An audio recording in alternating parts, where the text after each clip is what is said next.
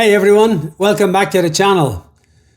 Today we're going to dive into something that every union member and worker in Canada needs to hear.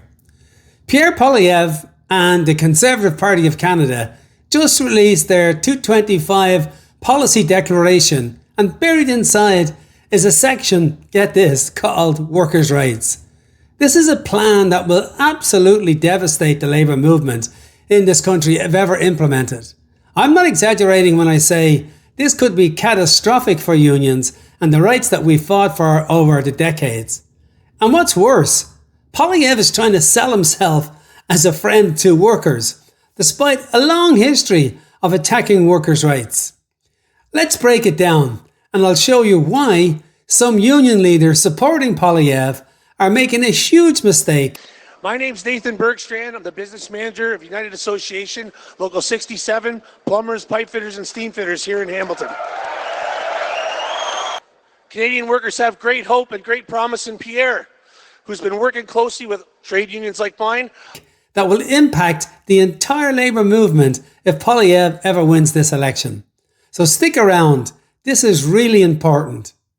First, let's talk about the two pillars that keep Canada's labour movement strong: the RAND formula and the absence of right-to-work laws. These are the lifeblood of unions, and Poilievre's policies take a direct aim at both. Okay, so let's start with the RAND formula. Back in the 1940s, a judge named Ivan Rand settled a major labour dispute between auto workers in Windsor and the Ford Motor Company with a groundbreaking decision. He ruled that if a union is voted in as the bargaining agent for a workforce, and that union negotiates a collective agreement that benefits all of the workers, then all of those workers in that workplace have to pay union dues. Why? Because everyone benefits from better wages, safer conditions, job security, so everyone therefore should contribute to the union's work. It's like paying taxes for roads that you drive on. You don't get to opt out just because you don't feel like it or you're pissed off at the local mayor. The RAND formula gives unions staple funding to be able to represent their members, fight for better contracts, hold employers and governments accountable. It's the backbone of the labour movement. Now, Poilievre has a long history of opposing the RAND formula. He doesn't mention it by name in this policy declaration, but the language is crystal clear.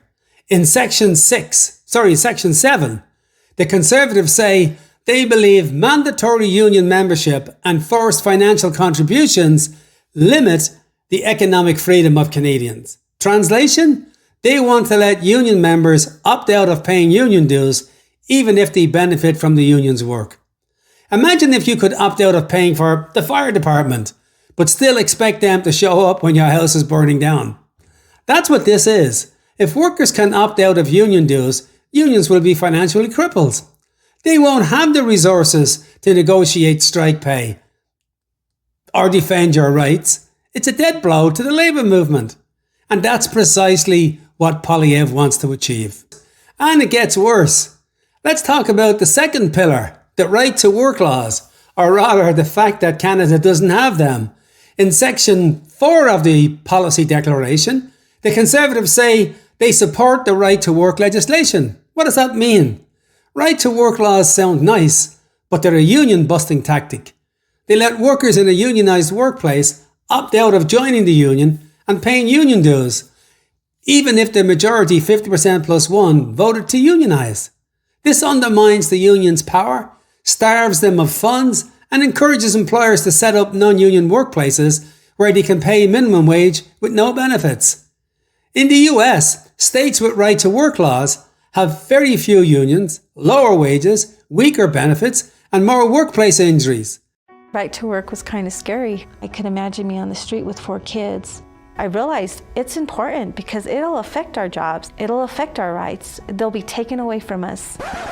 You gotta have right to work. You gotta have right to work. I like right to work. I mean, my position on right to work is 100%. They decided not to go union, and that's a great honor as far as I'm concerned. It's a race to the bottom, and Poilievre wants to bring that to Canada. Poilievre is running to be the Prime Minister, claiming to be a friend of the working class. During the day, he's been crisscrossing the country, taking photos with mainly construction workers, promising them big paychecks and dollars for their training centres. But by night, he's sipping wine with the billionaire class in their magnificent mansions. Poilievre even bragged about being the first politician to push for right-to-work legislation in Canada, saying he wanted to make union dues optional. He voted against anti-scab legislation 8 times between 2004 and 2023. In 2012, he backed legislation to force Air Canada workers back to work before they even hit the picket lines. Does that sound like a friend of workers to you? Fast forward to today, and Poilievre's singing a different tune. He's trying to rebrand himself as pro-worker, but the 2025 policy declaration tells a real story. In Section B, it promotes the use of scabs, replacement workers during strikes. That's a direct attack on your right to strike, one of the most fundamental and powerful tools that workers have to demand fairness in the workplace. Here's the part that's a real head-scratcher. Some union leaders are lining up behind Poilievre and the Conservatives despite his track record and these anti-union policies. Construction unions in particular seem to be buying into his bribes, basically, of cash for training centres and infrastructure projects. And to hell with the workers and the rest of the labour movement. I can only assume they haven't read the policy, or they're being swayed by a few dollars for their training centres.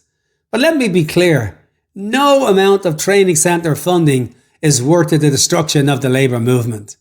This isn't a trade-off, it's a betrayal. So what happens if these policies go through? It's simple.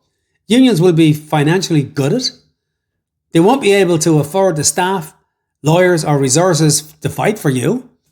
Employers will have all the power, wages will stagnate, benefits will disappear, and workplace safety will take a back seat. The gap between the rich and the working class will grow even wider.